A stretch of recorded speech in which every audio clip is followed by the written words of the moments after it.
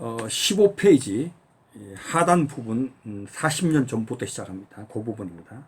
자, 방금 앞에서 비영리 단체의 공통점은 사람을 변화시키는 것이다. 비영리 단체 사명은 사람을 바꾸는 것이다. 이런 말을 했습니다. 자, 40년 전에는 경영이라는 말 자체가 비영리 조직의 세계에서는 금기시 되었다. 왜냐하면 그 단어의 뜻이 어떤 영리 사업처럼 여겨지고 비영리 사업에서는 영리를 위한 사업을 하지 않기 때문에 그 당시 비영리 단체에 몸담고 있는 대부분의 사람들은 경영이라고 불리는 그 어떤 것과는 연관을 맺어 득볼 것이 아무것도 없다고 믿었다. 더구나 그들은 재무제표상의 이익이라는 개념을 전혀 마음에 두지 않았다. 이 말을 왜 합니까? 지금 비영리 단체는 그들의 사명이 인간을 변화시키는 아주 고도의 의미 있는 일을 하기 때문에 영리기업처럼 경영을 도입한다는 것에 대해서 좀 거부감을 가졌다는 얘기를 하고 있는 겁니다. 그렇지만 그리고 그들은 재무제표상의 이익이라는 개념이 없기 때문에 더구나 그랬다는 것입니다. 계속 읽습니다. 아직도 미국에서는 경영이란 단어가 기업 경영이라고 할 때만 쓰여지는 단어인 것으로 해석하는 사람이 있습니다. 이게 1990년 이야기입니다. 심지어는 신문과 텔레비전 기자들도 인터뷰를 하면서 내가 비영리 단체의 사람들과 함께 일하고 있다고 하면 신기하게 말합니다. 왜 그렇죠? 아니, 경영을 가르치는 사람이 경영학의 아버지가 왜 경영과 생각하면 비영리 단체와 관계를 맺나, 이런 생각이겠죠. 비영리 단체 기업, 그들과 대화입니다. 비영리 단체 기업 경영에 대해 책을 쓰고 연구하며 자문을 받던 분이 비영리 단체를 위하여 무엇을 어떻게 도와줄 수 있다는 겁니까? 라고 시작해서 그들이 기금 조성하는 것을 도와주는 겁니까? 하고 이제 기금은 돈이니까 이렇게 물었다는 겁니다. 묻는 것이 고작이었다. 그때마다 나는 아닙니다. 나는 그들의 목적과 사명을 구현하고 그런 목적과 사명을 완수할 수 있는 지도력이나 경영에 관한 것을 함께 연구하며 개발합니다. 라고 설명함에도 불구하고 그들은 막무가내로 그것은 기업 경영과 같은 것이 아닙니까? 하면서 대들기 일수다. 그러니까 한마디로 1990년대에도 아직도 비영리 단체는 경영이 도입되면 안 된다는 의식을 갖고 있다는 얘기를 합니다. 자, 이 말이 하게 되면 떠오르는 게 있죠. 사실은 이제 1929년 10월 24일 날 검은 목요일을 해서 이제 뉴욕 정시가 대폭락해서 대공황이 시작된 날인데 그 경험을 이제 우리 갖고 있습니다. 그럴 때 미국 정부 조직에서 썼던 용어들이 있습니다. 그것이 뭐냐면 경영이란 말을 쓰자고 행정이란 말로 바꿨습니다. 사실은 경영과 행정은 다른 게 아닙니다. 그 당시 그 대공황이 기업으로부터 야기됐다고 하는 인식이 있었고 많은 국민들이 기업에 대해서 부정적인 생각을 가지니까 기업 경영이라는 인식을 정부 조직에서 갖지 않기 위해서 행정이라는 용어를 만든 겁니다. 근데 이게 1930년, 29년 이후에 이제 미국에 있었던 하나 분위기인데, 뭐 그런 것의 연장선일까요? 어떤 간에 비영리 단체에서도 경이란 용어를 쓰지 않는 그런 묘한 분위기가 있었다는 얘기를 하는 겁니다. 19페이지 중간 부분입니다. 기업 경영과 같은 것은 아닙니까? 하면서 대들기를 수했다. 사실 비영리 조직체에는 전통적인 의미에서 이익에 대한 뚜렷한 평가 기준이 없기 때문에, 그렇죠, 인간을 변화시키는 것이다 보니까 이익에 대한 뚜렷한 평가 기준이 없는 거죠. 비영리 단체에 몸담고 있는 사람들 자신들은 경영을 잘하지 않으면 안 된다는 것을 가장 크게 실감하고 있습니다. 그렇죠. 비영리 단체가 경영을 잘해야 되는 이유가 뭡니까? 첫 번째로 그들은 이익에 대한 뚜렷한 기준이 없습니다. 그렇기 때문에 더 잘해야 되는 거죠, 사실은. 그래서 그 더 잘하고 싶은 마음에 경영에 관심을 갖기도 합니다. 자, 그래서 병의 단체 조직체에서 전통적인 의미에서 이익에 대한 뚜렷한 평가 기준이 없기 때문에 병의 단체에 몸담고 있는 사람들, 경자들이죠. 소위 말하는 지도자들은 자신들을 경영을 잘하지 않으면 안 된다는 것을 가장 크게 실감하고 있다, 이런 말입니다. 그들을 관리하는 수단으로서 병의 단체 경영 방법을 익히지 않을 경우 쉽사리 헤어나지 못할 처지에 이르게 될 것을 잘 알고 있습니다. 잘 알고 있습니다. 그래서 병의 단체의 지도자들은, 리더들은 병의 단체 경영 방법을 철저히 공부하고 배워야 됩니다. 그래서 그 이익의 개념이 없기 때문에 더욱더 경영을 잘한다는 얘기를 하는 겁니다.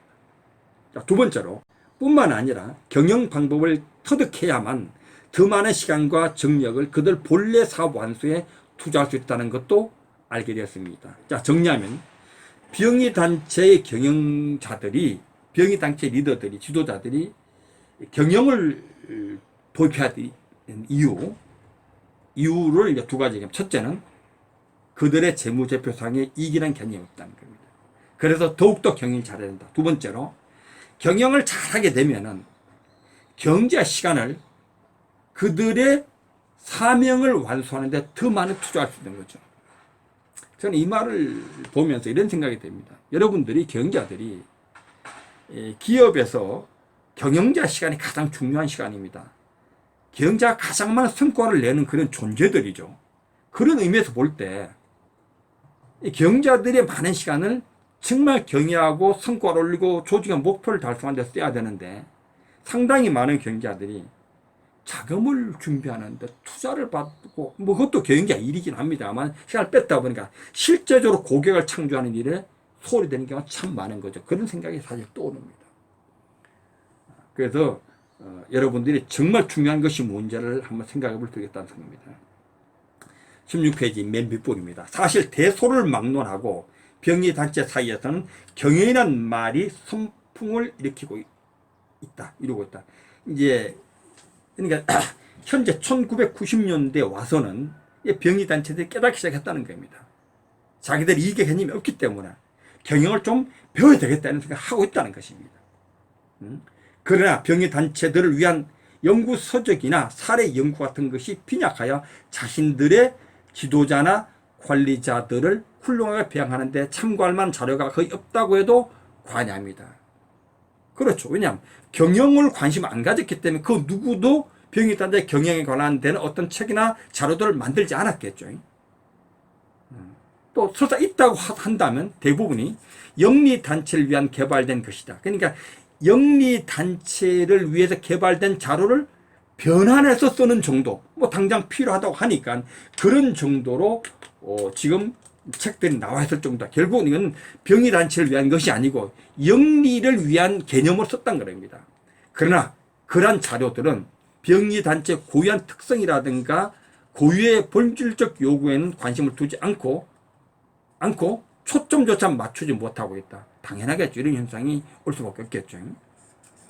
자, 영리단체 계속합니다. 영리단체는 기업이나 정부의 업무와는 완전히 분리되는 병리사업단체의 사명 완수를 위해서는 다음과 같은 사명이 있어야 됩니다. 이제 NPO, 병리조직, NGO, 비정부 조직의 사명을 완수하기 위해서 고려돼야 될 과제들을 지금 나열합니다. 여러분 주목하셔야 됩니다. 특히 병의단체 근무하시는 분들은 이거 깊이 관심을 가지고 보셔야 됩니다. 첫 번째로, 어떤 결과가 창출되어야 하는가? 병의단체가 만들어내야 될 사명이 뭐냐? 결과가 뭐냐 말입니다.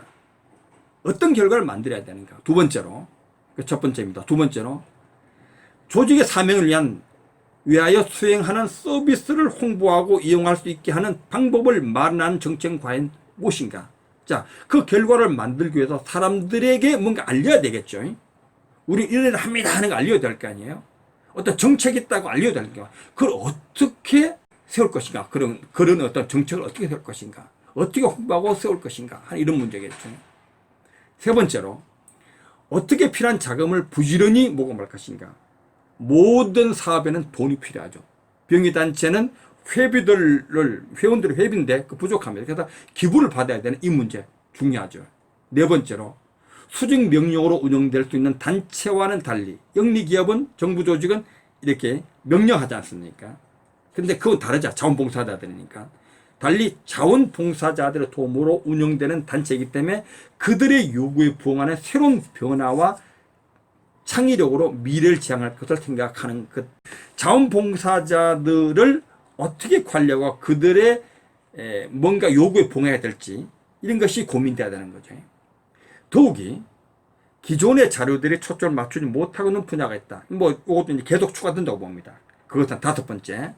병의단체만 있을 수 있는 인간관계 및 조직의 현실. 그러니까 영리기업과 정부 조직이 아닌 다른 조직이죠. 비영리 조직만이 가는 특수한 인간관계가 있죠. 아까 말한 대로 자원봉사자들입니다. 후원자들입니다. 이런 사람들은 자기 돈을 내고 일하죠. 이런 사람들. 이 특수관계들이죠. 이런 어떤 조직을 어떻게 할 거냐 하는 이 문제.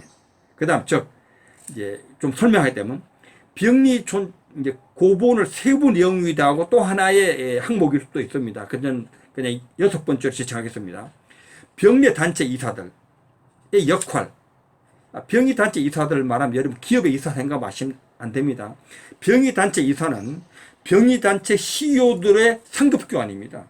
그들이 병리 단체 CEO들을 뽑고 통제하고 관리하는 그런 상급기관입니다.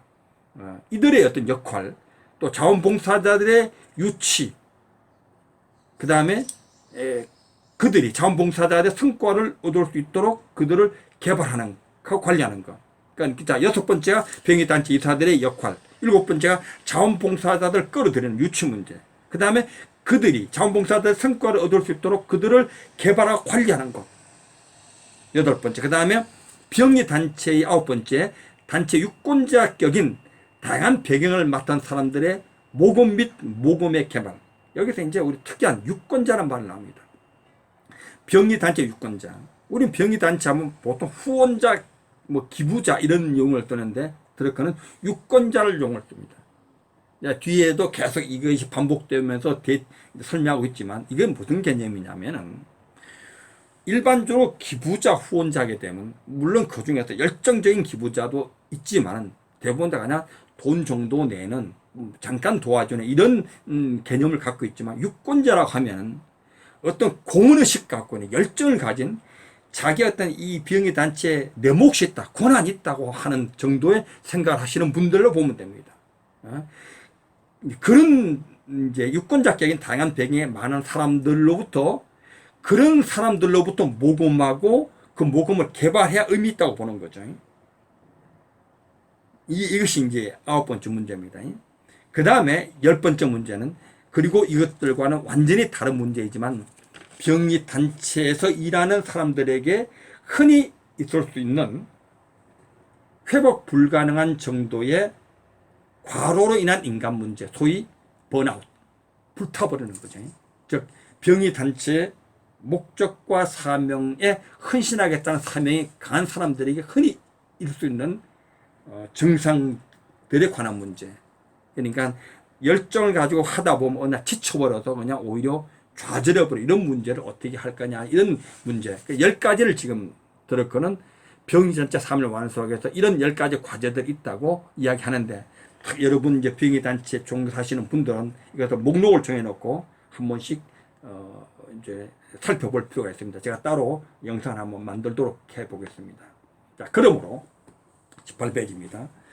병의단체 사업에서 일어난 경험과 그들이 안고 있는 현실 문제에 초점을 맞춰 개발된 자료의 필요성이 절실하죠. 이런 과제를 수행하기 위해서 자료가 필요하다는 것입니다. 지금 이 책을 창안에 대한 배경을 들으면 설명하고 있죠. 그런 절실한 필요의 요청에 근거하여 기업인으로서 이미 크게 성공한 경력이 있는 텍사스주에 사는 나의 친구 로버트 버포드는 신교 구교를 불문하고 큰 목회를 하고 있는 교회들과 같은 비영리 조직 단체를 위한 지도자 및 경제를 훈련하는 것을 목적으로 하는 리더십 네트워크라는 회사를 창설하게 되었다. 그러니까 이 책을 창안한 배경 속에는 이제 리더십 네트워크의 CEO인 로버트 버포드라는 분이 있었다는 것입니다. 나는 그런 중요한 과업을 초창기부터 버포드와 함께 일할 수 있었고, 그러니까 버포드가 하는 일이 그 당시 이제 그 비영리 조직 중에 특별히 종교단체, 뭐 캐톨릭이든 일반 신교든 간에 미국은 그 주축을 이루겠죠. 그런 목회자들, 그런 어떤 지도자들을 훈련하는 그런 이제 조직이 리더십 네트워크였는데, 여기에 드러크가 함께 일했다는 겁니다. 내가 알기로는 이 로버트 버포드가 드러크의 경영을 배워왔던 학생이었고, 그 관계에서 알게 돼서 이런 일을 하게 된 걸로 저는 알고 있습니다.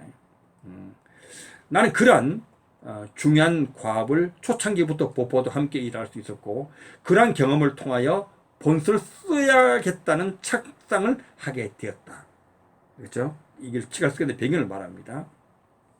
사실은 병리 조직체들을 위한 지도력과 경영이라는 제목으로 녹음 테이프 제작에 관한 프로젝트가 이미 이루어졌다. 그러니까 이 책 이전에 녹음 테이프가 있었죠. 제목이 뭐냐? 병리 조직체들의 조직체를 위한 지도력과 경영이라는 그런 테이프였습니다. 25개 된 것인데, 이제 테이프의 착상과 감독과 취입은 모두 내 자신이 했다. 그러니까 드러크가 기획해서 드러크가 만들었다는 것입니다. 녹음 테이프를 강의 매체로 선택한 것은 두 가지 이유에서였다. 왜 녹음 테이프를 했느냐? 첫 번째 이유는, 첫째는 다양화이다. 자동차를 운전하면서 집에서도 어떤 회의 장소에서도 들을 수 있는 편리함을 생각하였다. 그 당시에 녹음 테이프가 가장 편리했죠. 두 번째 이유는 크고 작은 규모의 병의 단체를 창설하거나 진두지휘해 왔던 훌륭한 분들의 생각과 경험을 병의 단체의 경영에 관한 관심 있는 분들에게 소개하기 위한 것인데, 그러한 소개를 글로 하는 것보다 그들 육성으로 전달하는 것이 더욱더 효과적이라고 생각했기 때문입니다. 이제 이 책 뒤에 보면 이제 5개 큰 그 부로 돼 있고, 그 5개 부에 한 두서너 개 정도의 인터뷰가 있습니다. 인터뷰를 이제 육성으로, 글로보다 육성으로 들려주는 게 더욱더 박진감 있고 전달력이 좋았겠죠. 그런 의미를 갖고 있다는 얘기를 한 겁니다. 19페이지 윗부분입니다. 그런 이유에서 우리들은 1988년 봄 1시간짜리 녹음 테이프 25개를 제작하기에 이르렀다. 제작된 테이프는 병리조직 단체에 몸을 담게 된 분들의 종적 횡적 직책과 무관하게 뭐 지위 고하를 막론하고 모든 이제 병의 단체의 관계자들에게, 종사자들에게, 특별히 새로 부임한 이사들, 임원들, 자원봉사자들의 훈련용으로 이용되었다. 자, 이게 뭔 소리입니까? 어떤 사람들이 병의 단체는 보통 기부를 하고 돈을 내면서 이사를 많이 맡죠. 하지만 그들은 돈을 갖고 있지만 병의 단체를 모릅니다. 목적, 사명, 뭐 여러 가지 과정, 달성 방법, 정책, 제도 모르죠. 그런 분들, 임원진들, 이런 자원봉사자들을 훈련용으로 이 테이프를 25개를 이용했다는 것입니다. 처음부터 병의 단체에 관심 있는 분들을 위하여 책을 쓰는 것을 생각하지 않은 바, 처음부터 책을 쓰려고 했지만, 그런 건 아니지만, 생각하지 않은 바는 아니지만, 드러크의 병의 테이프의 많은 애용자들은 테이프에 담긴 똑같은 내용을 책으로 내어 읽을 수 있도록 해달라는 요청을 해왔다. 자, 테이프가 나가니까 또 다른 요구로 책으로 요구하는 깊이 이제 생각하면서 보려고 하겠죠. 그들은 드러크 교수, 당신과 당신이 면담한 그분들을 테이프를 통해서 들을 수 있는 것과 같이 당신의 강의와 면담 내용을 읽도록 해달라. 이제 주로 이제 그 당시는 아마 그 인터뷰 중심이었던 모양이에요. 그래서 드러크의 강의, 면담 내용 이런 것들을 당신의 관점으로 좀 정리해 달라고 하는 요청을 해왔다.